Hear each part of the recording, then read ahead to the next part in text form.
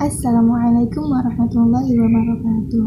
Saya Nur Hasanah dari kelas 6 Atadis Bahasa Indonesia. Pada kesempatan kali ini saya akan mempresentasikan berita saya dan berita milik Isfatona. Baik, langsung saja. Yang pertama itu berita saya sendiri yang berjudul Santri Kuningan dipulangkan oleh Satgas. Pondok pesantren yang ada di kota Kuningan, Jawa Barat mulai memulangkan para santrinya ke daerahnya masing-masing. Beragam alasan yang jadi latar belakang pesantren memulangkan para santri meski adanya larangan mudik dari pemerintah.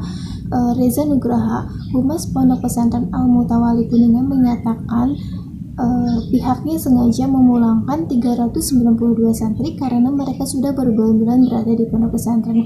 Selain itu, adanya permintaan dari Wakil Presiden Ma'ruf Amin yang meminta adanya dispensasi kepada santri untuk pulang ke rumah saat lebaran nanti. Reza mengatakan, ia dipulangkan karena santri sudah berbulan-bulan di pondok pesantren.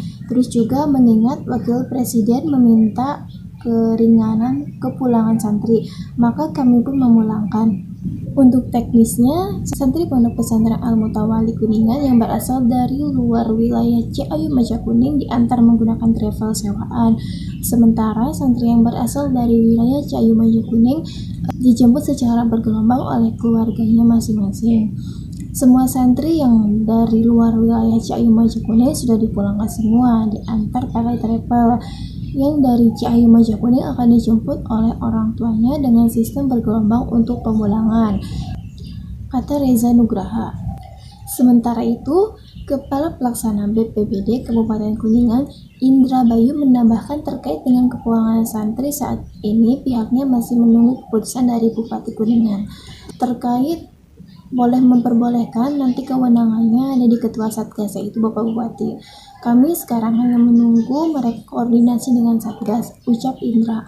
Meski begitu, kata dia, jika pondok pesantren ingin memulangkan para santrinya, dianjurkan agar dilakukan dalam waktu dekat ini. Kalau memang mau pulang, bagus sekarang, karena nanti akan sulit.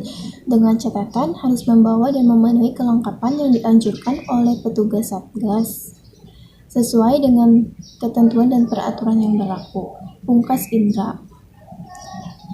Selanjutnya, saya akan membacakan berita milik Isfatona. Epidemiolog sebut PSBB transisi hanya pelengkap penanganan COVID-19. Epidemiolog dari Griffith University, Diki Budiman menyebut kebijakan PSBB transisi merupakan strategi yang bersifat tambahan atau pelengkap dalam penanganan pandemi COVID-19.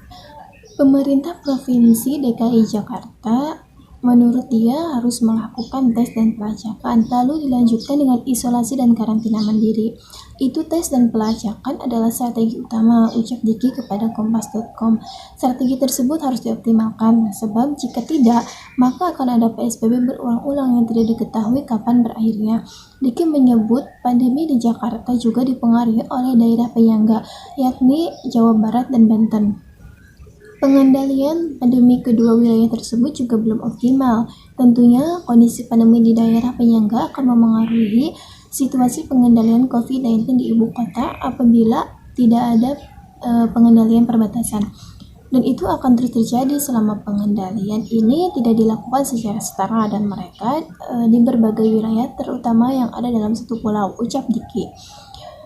Pada akhirnya Diki menyatakan pengendalian pandemi harus dilakukan dengan sinergi dan kerjasama antar daerah baik tingkat provinsi maupun kabupaten atau kota. Kerjasama ini harus difasilitasi pula oleh pemerintahan pusat. Ini yang harus dilakukan perubahan dan sampai saat ini belum ada perubahan itu, tutur Diki. Kepala Bidang Pencegahan dan Pengendalian Penyakit Dinas Kesehatan Provinsi DKI Jakarta, Dwi Oktavia menyatakan penambahan kasus positif di Jakarta per Selasa tanggal 8 bulan 12 2020 sebanyak 1.174 kasus.